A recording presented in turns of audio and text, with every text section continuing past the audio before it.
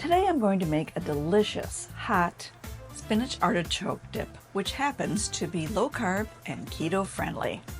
It starts with fresh baby spinach, a 5-ounce package of that. You also need some cream cheese, a little bit of mayo and sour cream, and a nice healthy portion of garlic cloves. The cheese, of course, we need Monterey Jack cheese as well as some Parmesan cheese, a little bit of black pepper, and the key ingredient, some artichoke hearts, quartered and marinated in a jar. I start by washing the spinach. Now, I understand the packages all say washed and ready to eat. I still washed it, okay? It ensures it really is washed, and it also makes it nice and wet so it's ready for microwaving. And then what I do is chop this up a little bit. This is not a fine chop, this is a rough chop. I'm just kind of making sure the pieces aren't super large. So just kind of do a quick rough chop through the spinach. Place all of it in a bowl, and I'm going to microwave this for 3 minutes. I just want to show you this is how much volume there is before you microwave it. And then after 3 minutes, look at how much this shrinks down. So we're doing a couple of things. We're wilting the spinach and kind of pre-cooking it so it's ready to mix into the dip. I did have one reader comment that he ended up with something that was like charred or something, and I think he didn't wash the spinach first, so keep that in mind. Now I'm setting the spinach aside just to cool so we can actually handle it. In the meantime, going to drain the artichoke hearts. Just kind of do a quick drain, throw away this liquid that's underneath, and then start to chop these up, because these do come, they're quartered, but that is kind of still a big piece. And I like small bite-sized pieces so that there are, I guess, more taste in more of the bites of the dip. So it doesn't take long, just chop each one into about 3 or 4 pieces. And then once you have the whole jar done, I'll just put it all back in that sieve for any remaining liquid that needs to be drained.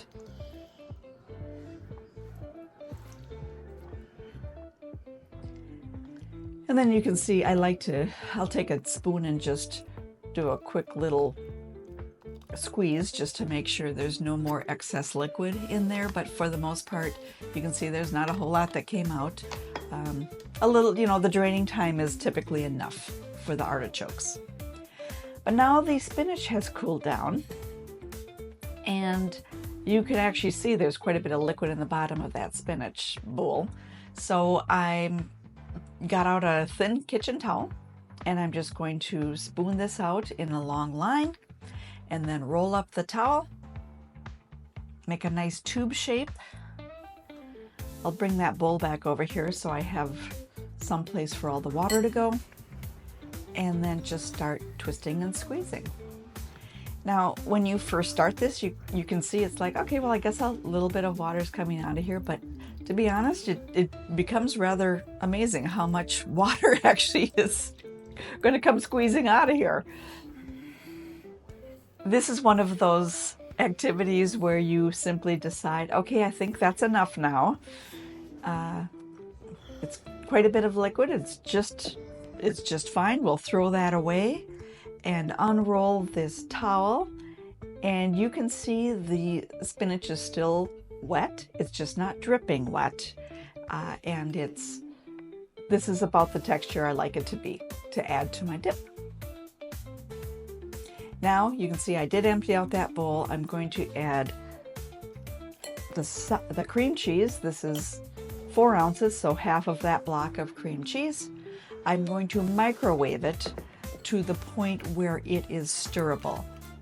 My first blast in the microwave was about 10 or 15 seconds and it did not do the trick.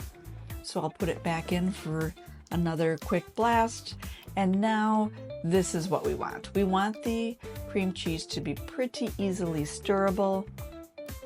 As you stir, any remaining chunks will smooth out.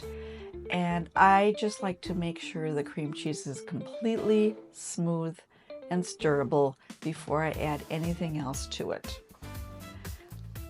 Typically, a total of 30 seconds in the microwave should be enough. And it certainly was enough for me. So now I'll start adding the other ingredients. I'm adding a little bit of mayo, a little bit of sour cream. These two ingredients kind of help additionally loosen up that cream cheese.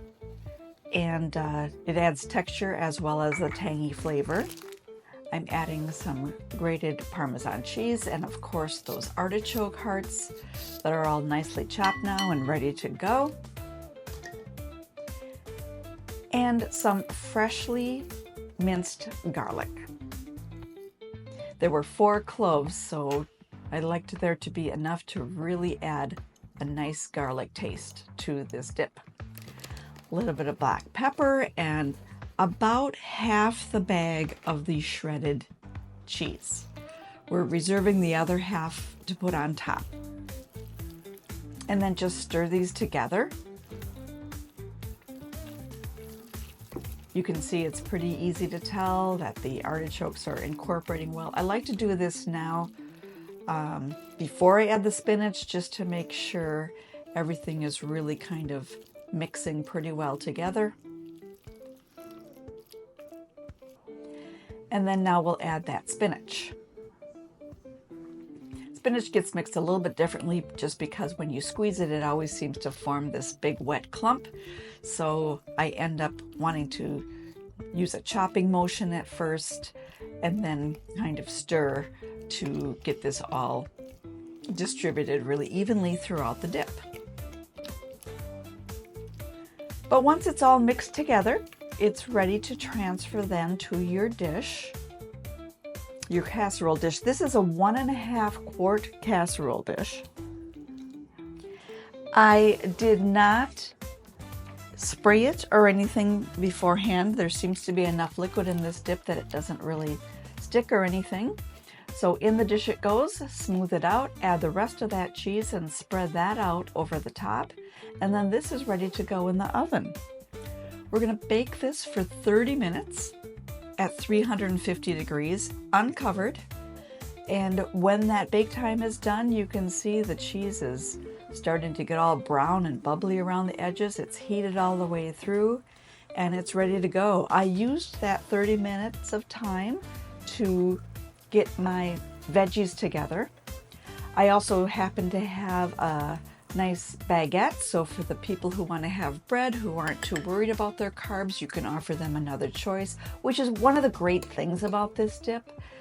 You know, it's keto friendly, but it's also just fine for the people that aren't following a keto diet, and you can offer them bread or crackers as a different dippable mechanism, if you will, and everybody's happy. So it's kind of nice to not have to worry about a keto option and a non-keto option when you are serving a crowd.